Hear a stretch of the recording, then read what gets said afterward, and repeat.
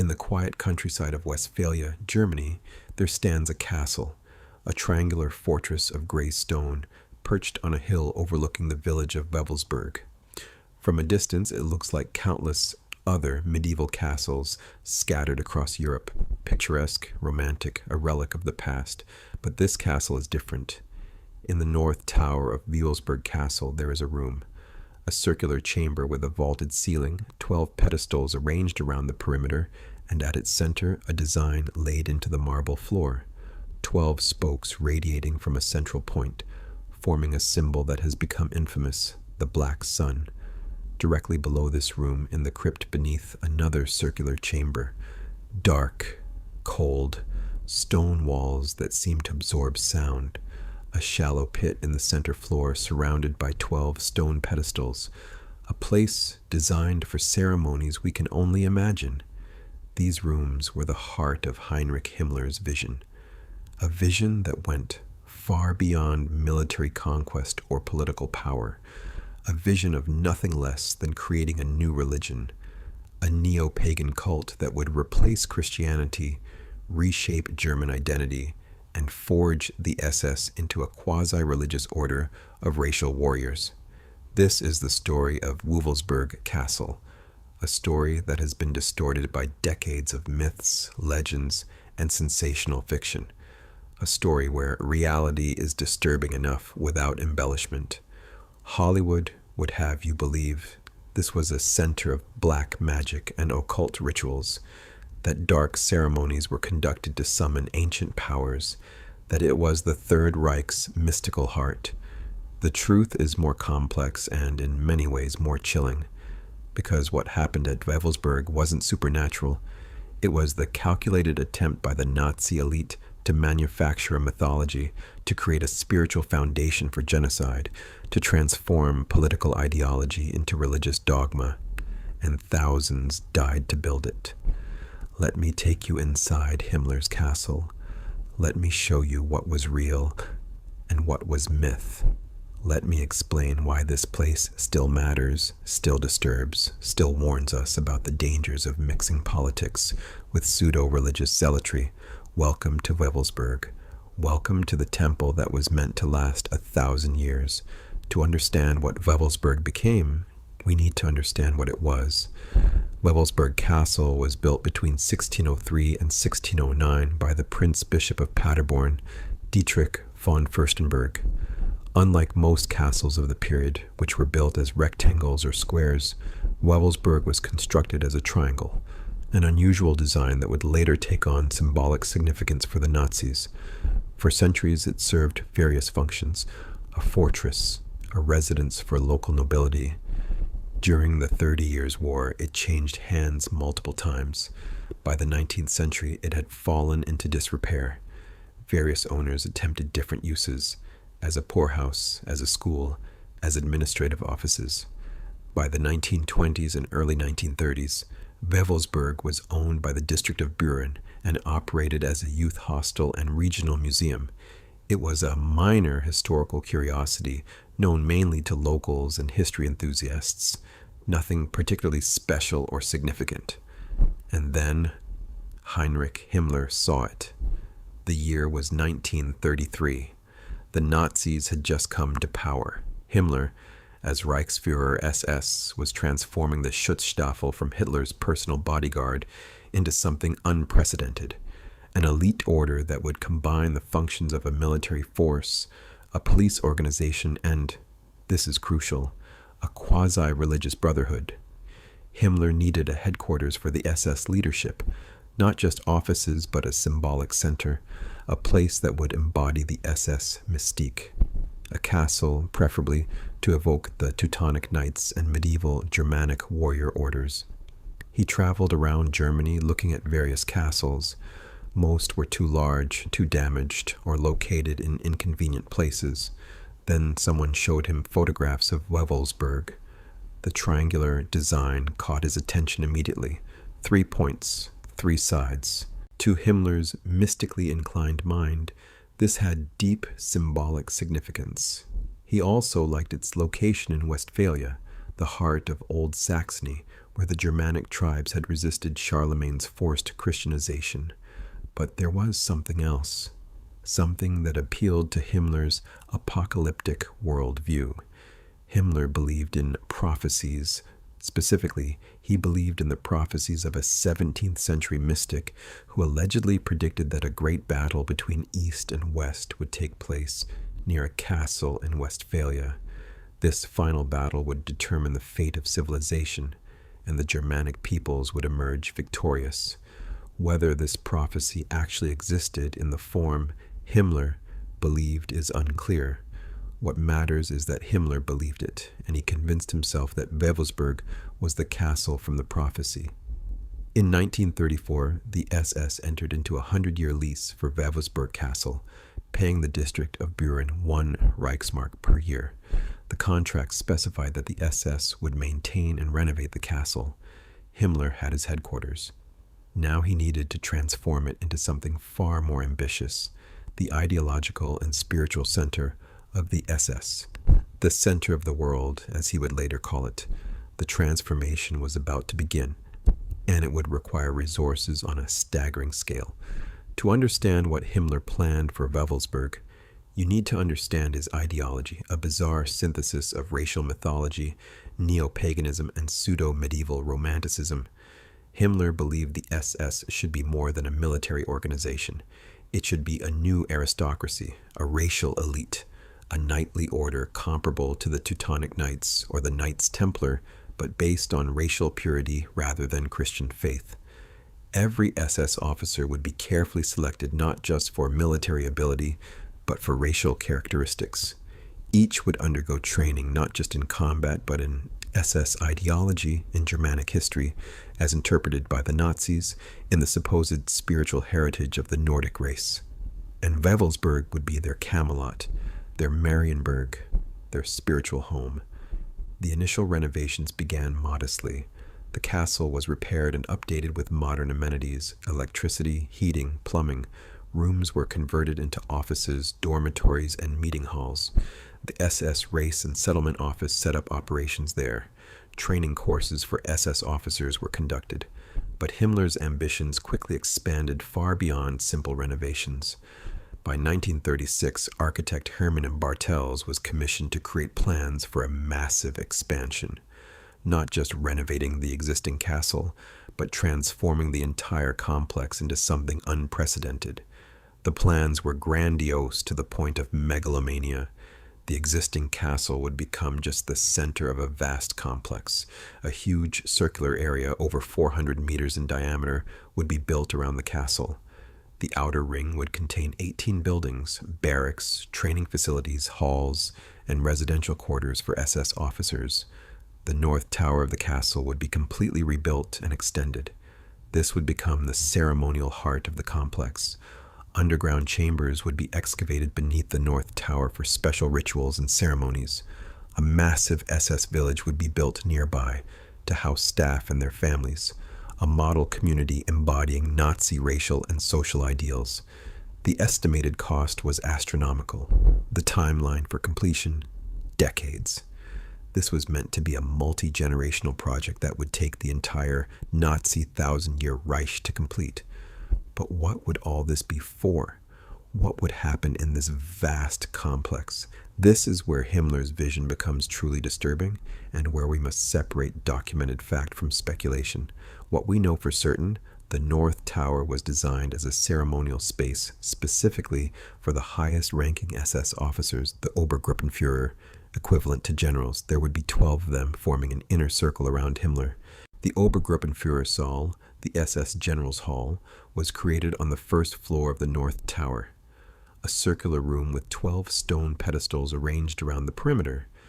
Each pedestal was reserved for one of the 12 Obergruppenführer. When they met, each would sit at his designated place, with Himmler presiding. The room was decorated with runic symbols and Germanic designs. Oak leaves were prominent, oak being sacred in Germanic paganism. The ceiling was designed with elaborate oak leaf patterns. The floor contained a marble inlay of a 12-spoked sun wheel design. Directly below this room, in the crypt, Another circular chamber was constructed, 12 stone pedestals again, a pit in the center floor. The purpose of this room has been the subject of endless speculation, but we know from SS documents that Himmler intended it as a memorial hall, a place to honor fallen SS leaders. The design was deliberately neo-pagan. Himmler wanted to create spaces that evoked pre-Christian Germanic traditions, that felt ancient and mystical, that would impress upon SS leaders the weight of their supposed historical mission. What we can reasonably infer, Himmler intended to develop SS-specific rituals and ceremonies to be conducted in these rooms. These would replace Christian rites, SS marriages, naming ceremonies for children, solstice celebrations, memorial services for the dead. The SS was already developing its own ceremonial calendar based on Germanic pagan festivals and Nazi anniversaries rather than Christian holidays. Wewelsburg would be the center for the highest level ceremonies. The number 12 was significant. 12 Obergruppenführer, like 12 apostles, or 12 knights of the Round Table. This was conscious mythological borrowing, creating a modern warrior order with echoes of legendary precedents. What is speculation and myth? Here's where we need to be careful. Over the decades, numerous claims have been made about Wewelsburg that aren't supported by historical evidence. That black magic rituals were conducted in the crypt. No evidence. That Himmler tried to summon demonic powers or communicate with ancient spirits. No evidence. That human sacrifices took place in the castle. No evidence. That the black sun symbol in the floor has ancient mystical significance.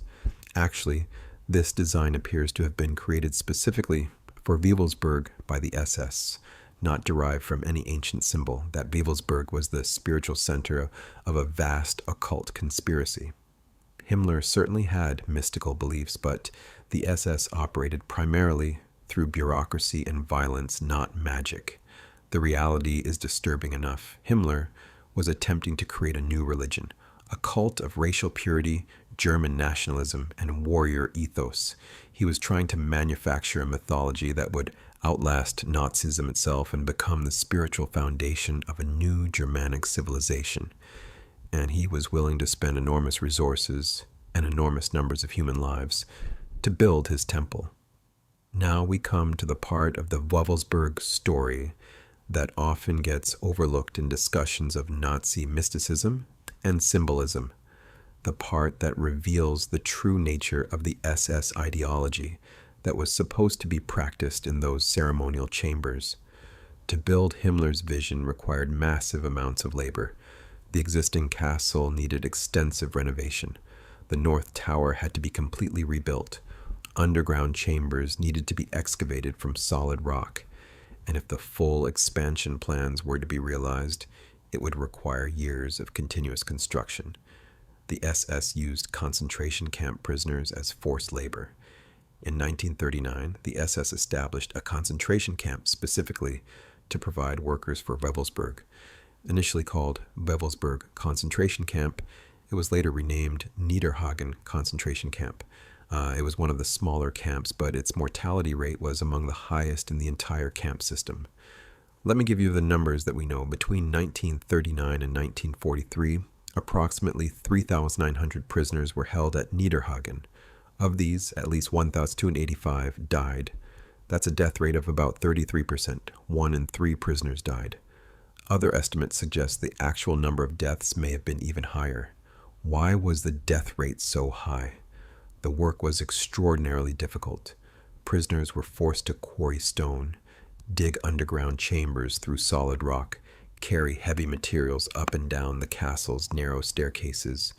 Many worked in the stone quarry, which was particularly dangerous and exhausting. The conditions were brutal even by concentration camp standards.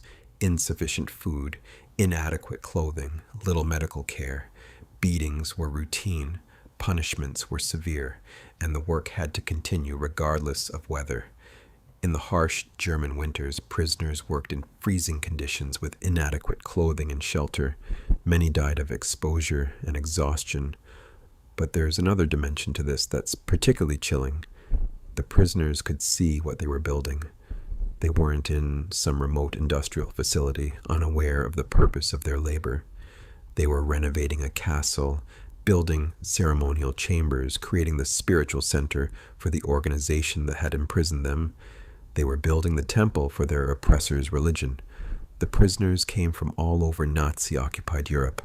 Political prisoners, communists, socialists, resistance fighters, religious prisoners, Jehovah's Witnesses who refused to serve the Nazi state, Jewish prisoners, Polish intellectuals, Soviet prisoners of war, homosexual men, asocials, people the Nazis deemed socially unfit.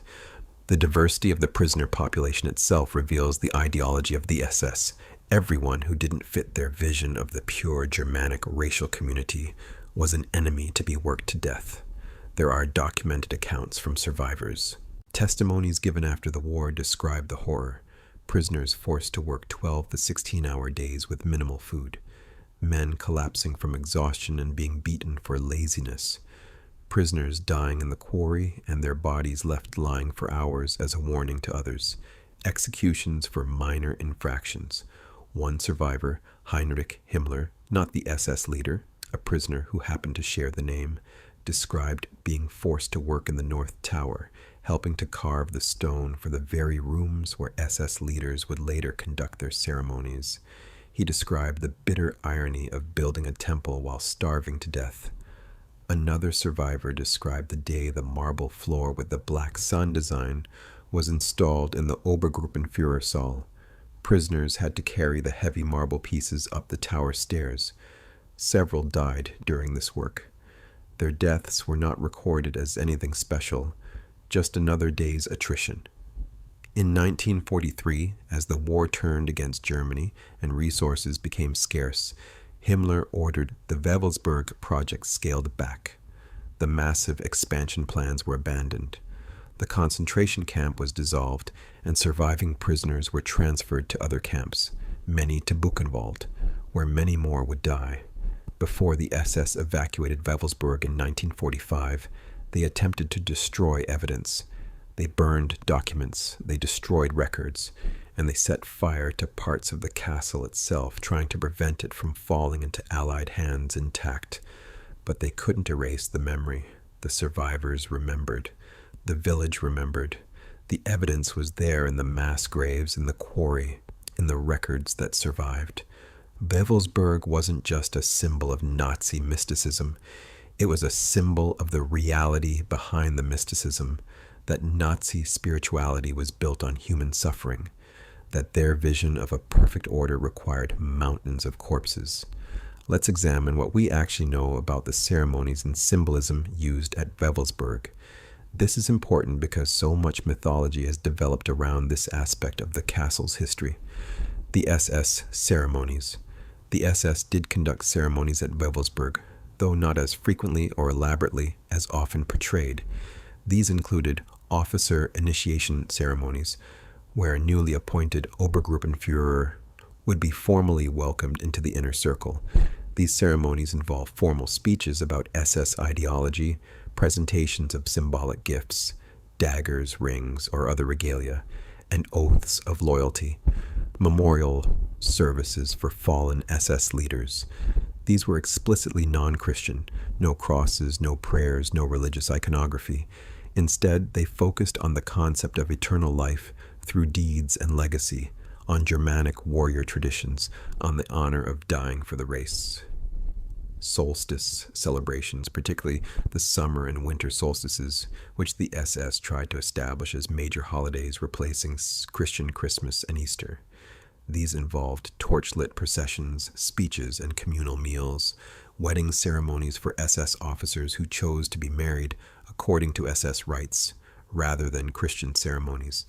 These emphasized racial purity, the duty to produce children for the Reich, and loyalty to the SS community over religious tradition. The symbolism, the visual language of Wewelsburg was carefully chosen to evoke pre-Christian Germanic culture while creating new Nazi symbols. The black sun, Schwarze Sonne, in the floor of the Obergruppenführersaal is perhaps the most famous symbol. It's a 12-spoked sun wheel created by inlaying dark green marble into lighter marble. Despite claims of ancient origins, no evidence suggests this specific design existed before the Nazis created it for Wewelsburg. It has since been adopted by various neo-Nazi and neo-pagan groups. Runes were used extensively throughout the castle. The SS already used the double sig rune as their symbol. At Wewelsburg, other runes appeared as decorative elements: the life rune, the death rune, various others. Many of these had their meanings deliberately changed or invented by Nazi ideologues. Oak motifs were everywhere. Carved oak leaves, oak leaf patterns in the ceiling. Oak trees were sacred in Germanic paganism, and the Nazis extensively used oak symbolism to connect their movement to an imagined pagan past. The number 12 recurred constantly. 12 Obergruppenführer, 12 pedestals, 12 spokes in the sun wheel. This was intentional mythological borrowing: 12 apostles, 12 knights of the round table, 12 months, 12 signs of the zodiac. The number's widespread symbolic use in various traditions made it seem ancient and significant. What actually happened versus what probably didn't. What we know happened. Formal meetings of SS leadership where ideology was discussed and decisions made. Ceremonial gatherings for important SS occasions, propaganda, photography sessions to create images of the SS as a mystical elite, ideological training sessions for officers, communal meals, and social bonding activities for the SS leadership. What probably didn't happen: supernatural rituals or magic ceremonies, communication with spirits or demons, blood sacrifices or dark masses, discovery or use of mystical artifacts, paranormal experiments, or occult research. Why the distinction matters. It's tempting to see Wewelsburg as a center of dark sorcery. It makes for good stories. It's been used in countless novels, movies, and games. Nazi villains conducting evil rituals in a spooky castle. It's a compelling narrative. But this narrative actually obscures the real horror. The ceremonies at Wewelsburg weren't supernatural. They were attempts at social engineering. They were efforts to create a new value system, a new worldview, a new religion that would justify genocide and racial hierarchy. This is more disturbing than magic because it worked, not in supernatural terms, but in psychological and social terms. The SS became one of history's most effective killing machines. The ideology promoted at Wewelsburg and other SS centers motivated men to commit atrocities on an industrial scale. They didn't need magic. They had ideology, bureaucracy, modern technology, and a willingness to commit unlimited violence. That was more than enough to kill millions. We need to talk specifically about the Black Sun because it's become perhaps the most recognized and misunderstood symbol associated with Wewelsburg.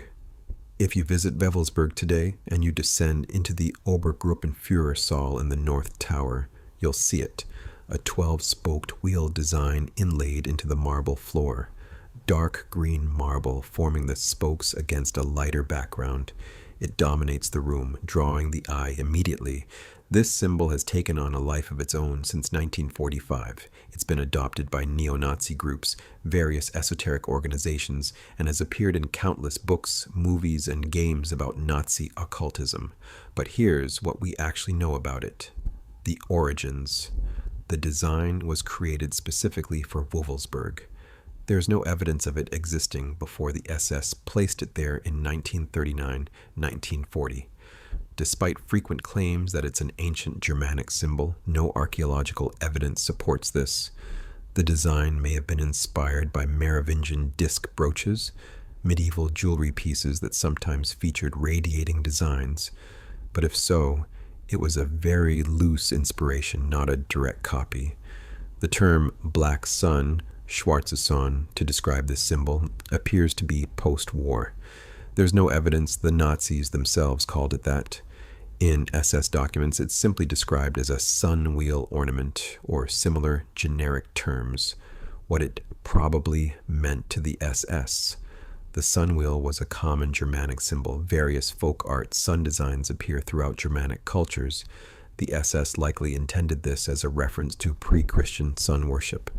The 12 spokes connected to the 12 Obergruppenführer who would meet in the room. Each spoke could symbolically represent one member of the council. It was meant to evoke ancient power and mysticism without being explicitly Christian.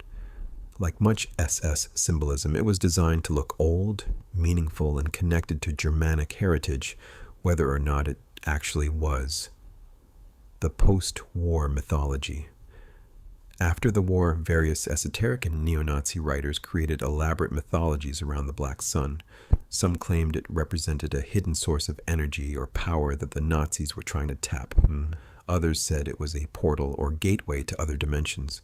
Some connected it to various occult concepts like the hidden sun in alchemy or esoteric interpretations of Nordic mythology. Various conspiracy theories emerged claiming the Black Sun was connected to Nazi experiments with anti-gravity, free energy, or other pseudo-scientific concepts. None of these interpretations have any basis in historical evidence.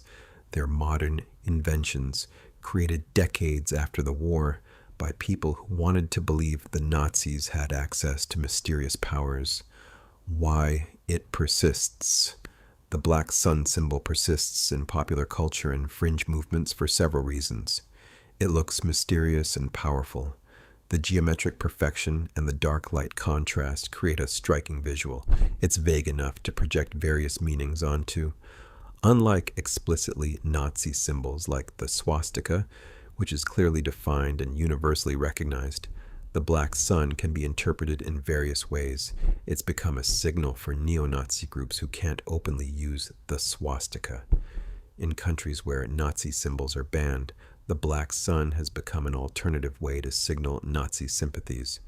It's been popularized by countless books, movies, and games about Nazi occultism, creating a feedback loop where fiction reinforces popular belief about what the symbol means. The reality.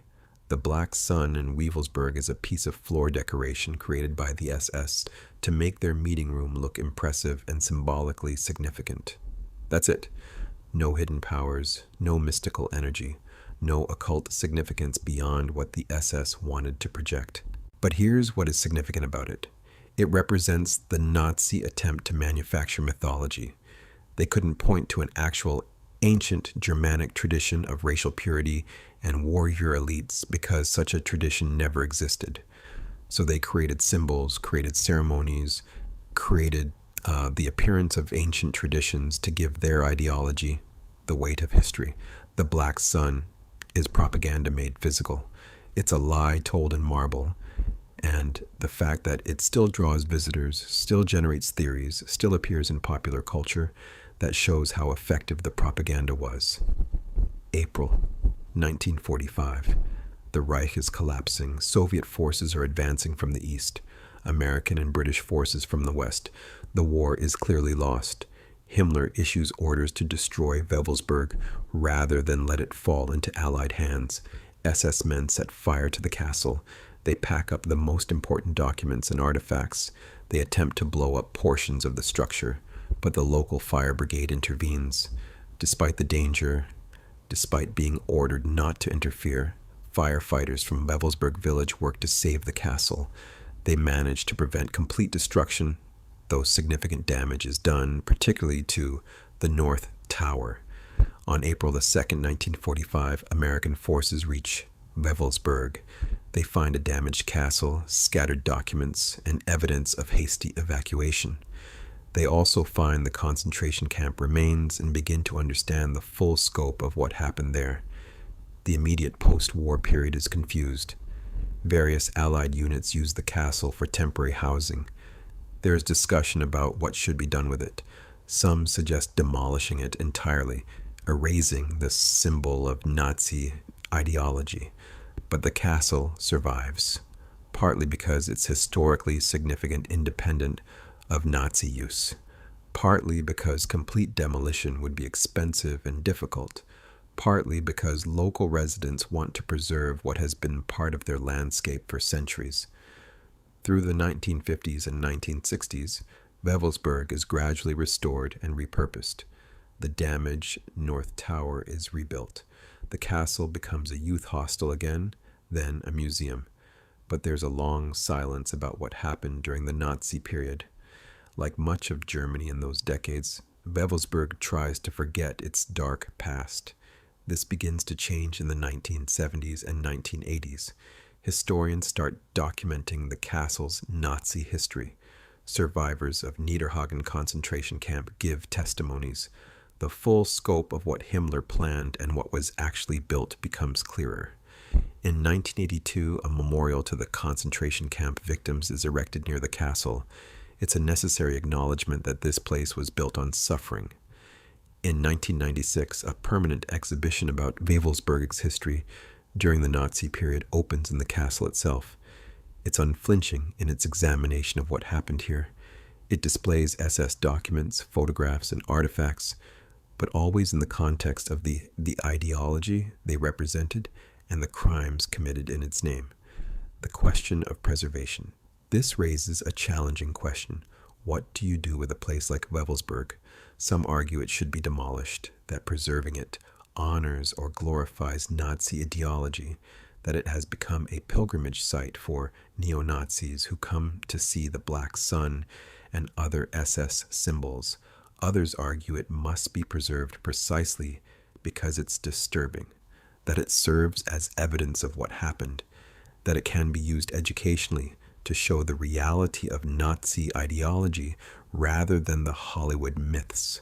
The current approach is to preserve it as a memorial and educational site.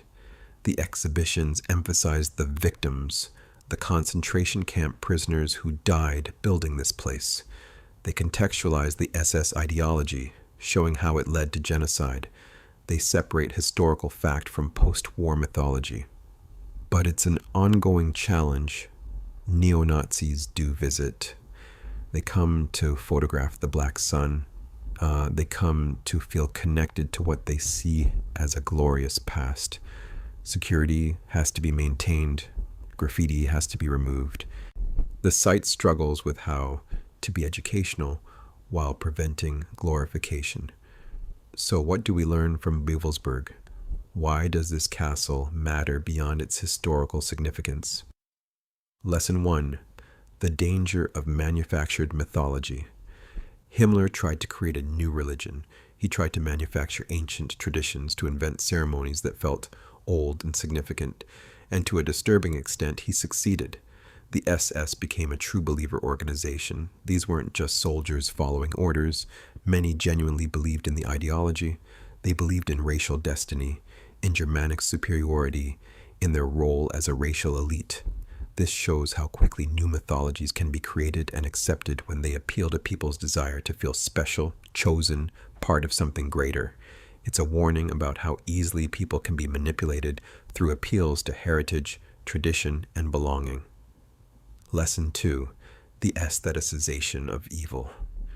Wewelsburg looks impressive. The ceremonies had pageantry. The uniforms were striking. The symbols were designed to look powerful and mysterious. The Nazis were masters of aesthetic manipulation. This is dangerous because it makes evil attractive.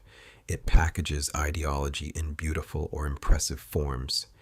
Even today, Nazi aesthetics continue to exert a troubling fascination in films, games, and popular culture. Understanding Wewelsburg means understanding that impressive architecture and dramatic ceremony don't validate ideology. Beauty can serve evil as easily as good. Lesson 3. The reality behind the mysticism. The mythology around Wewelsburg, the occult rituals, the dark magic, the supernatural elements, actually obscures the real horror. The real horror was systematic, bureaucratic, rationalized violence. The real horror was an ideology that dehumanized millions and motivated ordinary people to commit extraordinary evil. We should be more disturbed by what actually happened at Wewelsburg than by any fictional occult ceremony. The concentration camp where people were worked to death is more horrifying than any imagined dark ritual. Lesson 4. The importance of historical accuracy. The proliferation of myths about Wewelsburg isn't harmless entertainment. These myths can trivialize real suffering by turning it into Gothic fantasy, distract from the actual mechanisms of how genocide happens, make Nazism seem mysterious and almost supernatural, rather than a political movement that can be analyzed and guarded against appeal to people drawn to occult mysteries, potentially creating sympathy for Nazi ideology. This is why historians keep fighting against the mythology, not to be pedantic, but because accuracy matters. Understanding what really happened is the only way to prevent it from happening again. Lesson 5. No place is just a place. Wewelsburg today serves multiple functions. It's a memorial to victims. It's an educational site about Nazi ideology. It's a tourist attraction. It's a symbol that different people interpret differently. This complexity is important. We can't simply declare a place evil and demolish it, or declare it just a building and ignore its history. Places carry meaning. They serve as physical connections to past events. How we preserve, present, and interpret them matters. The contemporary relevance. Wewelsburg's story remains relevant because nationalist movements today still use mythology and heritage to build identity and justify exclusion. The techniques of manufacturing tradition and creating pseudo-religious movements around political ideologies are still used. The aestheticization of politics, making political movements seem mystical, special, part of a grand historical destiny, continues to be a tool of authoritarian movements. The appeal of feeling part of a racial or cultural elite, chosen by history to fulfill a special destiny, remains potent and dangerous. Standing in the Obergruppenführersaal today, looking at the black sun inlaid in the floor, it's hard not to feel something. The room is undeniably impressive in its austere way. The symbol is striking. The circular space has a certain power to it. But you need to remember, below your feet in the crypt, SS leaders plan to memorialize their fallen comrades while ignoring the thousands of concentration camp victims who died building the memorial. Around you, in these stone walls, prisoners labored and died, while the SS developed ceremonies to celebrate racial purity and Germanic destiny. This castle, this symbol, this mythology, it was all built on bones. Himmler wanted to create a temple that would last 1,000 years. His 1,000-year Reich lasted 12. The ceremonies he planned were never fully realized. The massive expansion was never completed. The new religion never replaced Christianity. The SS was destroyed along with the regime it served. But the castle remains, not as a temple, but as a warning about the dangers of mixing politics with pseudo-religion, a warning about manufacturing mythology to serve ideology, a warning about the human cost of grand visions, a warning about how impressive aesthetics can mask horrific evil. Wewelsburg Castle stands as a monument to a failed vision, but more importantly, it stands as a memorial to those who died building it, those who suffered so that others could play at being mystical knights, those who were worked to death to build a temple for their oppressors. Remember them. Remember the prisoners of Niederhagen. Remember that every stone in that castle was laid by forced labor. Remember that ideology kills, whether wrapped in religious mysticism or not. And remember that the true darkness at Wewelsburg wasn't supernatural, it was human. And that's what makes it truly frightening. Thank you for watching. If you found this video informative, please like, subscribe, and share.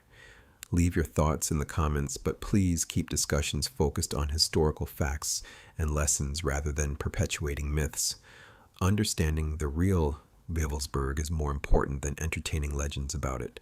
Until next time, remember the most important monuments are not to power, but to those who suffered under it.